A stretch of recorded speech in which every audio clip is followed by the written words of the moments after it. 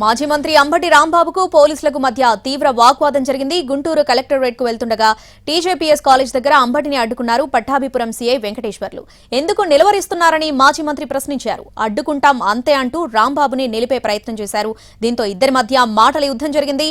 మాజీ మంత్రి వైపు వేలు చూపిస్తూ సీఐ వెంకటేశ్వర్లు మాట్లాడితే అంబటి సీరియస్ అయ్యారు. ఏంటి పల్లు కొరుకుతున్నావంటూ నిలదీశారు.